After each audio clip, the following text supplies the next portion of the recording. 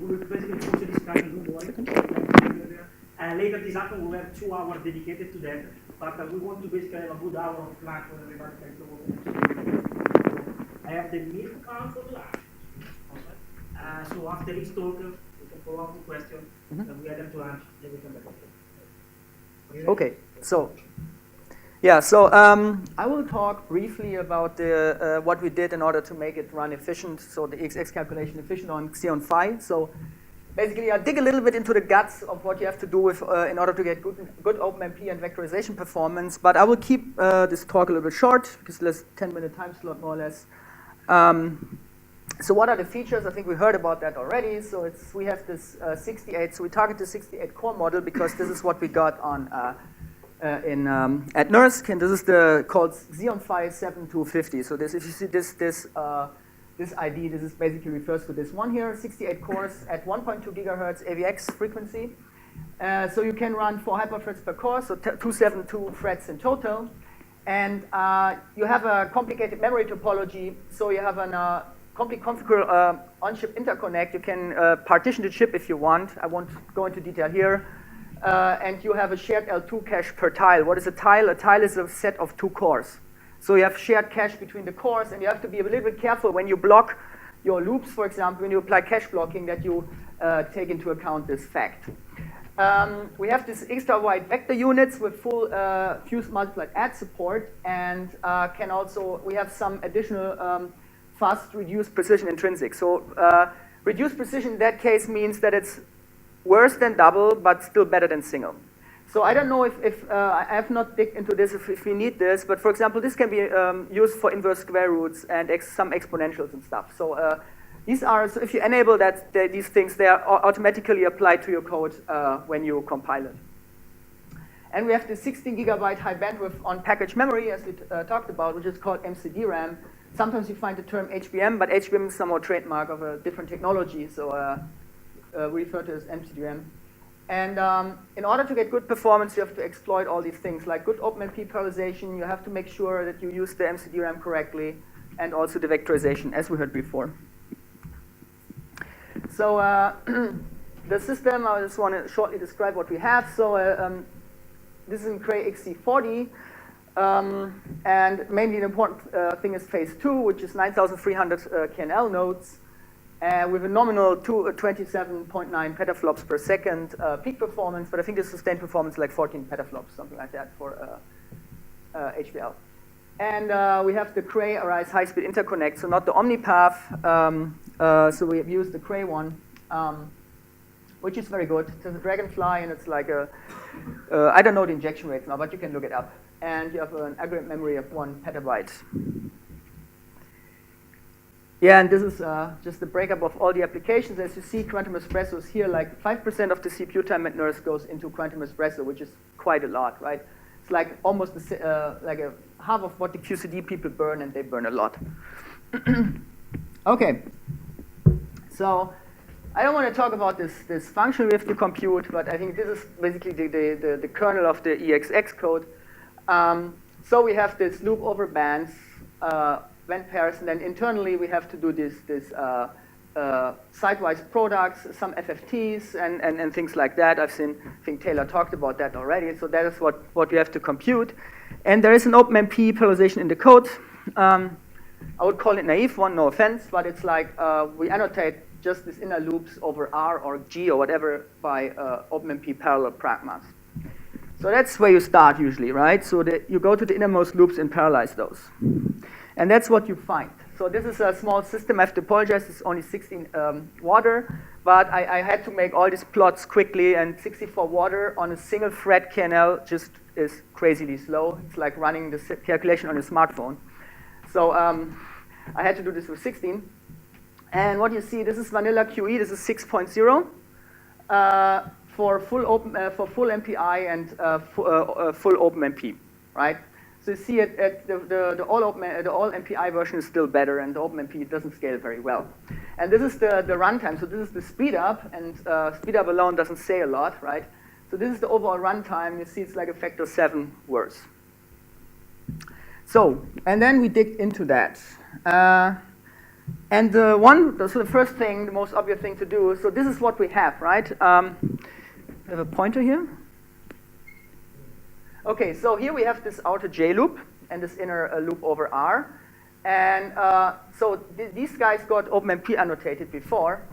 And the point is that even if you have a large grid, like 150 sites in each direction, still this loop executes in a millisecond or something. So then what it means if you have OpenMP tasks there, that you basically have a fork join all the time. And even if it's not really forked and joined, but the threads are kept alive by the operating system, nevertheless, there's a lot of overhead. And if you VTune, if you profile that, it will tell you that you spend a lot of time in OpenMP barriers waiting for the threads to basically be merged again. So that's not a good way to do that. So the only way to do that is move OpenMP out. There's one issue, of course, we don't want it to interfere with the whole structure of the code, so all we could do is basically move it out to the next level, so to the J loops. But then there is this FFT in here, and we cannot technically just move out this OpenMP annotation because then we would screw up the FFTs. So what we technically did, we basically took this outer loop and shrunk it around all the sections. So we basically split up the loop. So this is now a loop over J and I. This is now a loop over the FFTs, which we do in 3D, so local 3D FFT. And then we have another block here, another block here, another block here. Okay, it looks a bit more ugly, but you have to do that if you cannot move OpenMP all the way out. And this doesn't work right now, because some of these routines are not thread safe. So when you do that, just that, then you see that you get significantly better here, but still it's not super good. But on the other hand, your total runtime goes from 700 seconds to 200 seconds for the, sorry, this is for the VXX time. So this is the VXX part only, to say that. So but still worse than MPI or MPI version, but you're getting better. They're only factor two worse now. So the next thing, you look at these loops, and you will find out that the scalar products, or like these element-wise products, were as expensive as the Fourier transforms. And we were guessing, what is the issue? Because we have this loop over J and this loop over I, and it cannot be as expensive as a Fourier transform. And the problem is that we annotated them with the collapse 2. This is the OpenMP 4.5 pragma, I think, which basically, if you have loop nests, like of n levels, you can do a collapse n, and it will just basically collapse it. You can do it by hand or using that. And the point is there's a bug in the Intel compiler where that collapse 2, when you in the inner loop also have like SIMD pragmas for vectorization, it will break, because what will happen is that the compiler generates a lot of scatter and gather instructions, although your data is contiguous. So we made sure that the data is properly aligned and contiguous, and nevertheless compiled, like put in vector gathers and scatters. And those have like take 7 cycles for load instead of 2 or something like that. So that's a bit annoying. So what we had to do is we had to apply some blocking tiling of the loops to basically force the compiler to respect our data layout, and we tiled it with a blocking size of 2048, which is somehow L2 cache optimized. And then we can apply this collapse 2, and when you do that, in that case, then the compiler somehow doesn't generate these things. I think this will be fixed in a future release, but in general, like loop tilings like that makes sense, right? Because you apply some kind of cache blocking. So when you do that, so we applied this to all the scalar products, or this dot products, but I only have shown one here. Yeah, so for future improvement, you can factor these out in some kind of extra routines if you don't like that the code, I mean, it looks a bit ugly, I have to agree. So, and then when you do that, you already get a much better scaling. So this was one of the problems here, obviously. But at least you scale up to 32 cores now, and you're better than the vanilla MPI version. And now your performance, so this is always the best result from here, is better than the best one for the full MPI. So you got at least down by a huge fraction. So what else can we do? So we had this loop over FFTs. Like for every J, we do an FFT. So of course, you can pool the FFTs, right? You can combine multiple FFTs in a kind of batch process and then do all of them together. And this is just like a plot I created. So this is just, I call FFTW or the Intel library DFTI a couple of times with different grid sizes. So this is like 125 in each direction. This is 245. And then this is the number of FFTs you do like in parallel, right? And that is technically, the reference is what you have to pay when you do this sequentially, right? So it's like the cost of FFT times 50, because you call it 50 times. But when you pool it, you see that you can basically make use of lots of parallelism, and you're much, much faster. So you should pool your FFTs whenever you can. So that's my take-home message from here. Of course, the whole code won't speed up with that, because the FFT is just a fraction of it, but we will get a huge improvement nevertheless. So when you do that, you see that at some point you get a better performance. So still, the scaling is not super good, but also like it's a tiny system, and if you go to bigger systems, your scaling goes up. So now, like the runtime with this multiple FFTs and loop tiling is like 1/2 of the runtime it was before. And of course, so this is just like full OpenMP, and you should not run full OpenMP. So for many reasons, you should still run a combination of OpenMP and MPI, but you have to tune it. This is depend on the problem, of course, and you want to make use of band group parallelization. So you technically maybe want to run 4 MPI processes, and every MPI process runs 16 threads or something like that.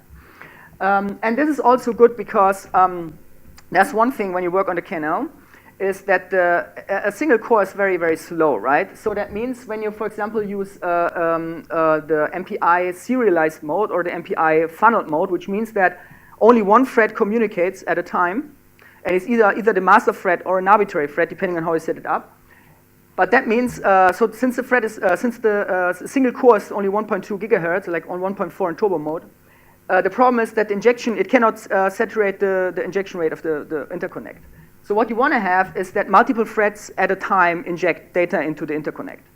I think I mean, when you talk to different people, they tell you everything like run all MPI or run like 4 ranks or 32 ranks. So it really depends on the problem. But I think running four ranks at least on the node, and then the same amount of band groups gives you drastic improvement in the end. So yeah, my summary is. With our optimizations, our code now shows significantly better OpenMP scaling, which is nice if you want to scale out to multiple nodes, because you cannot run all of MPI there, or you should not, at least. You can, of course, but you should not.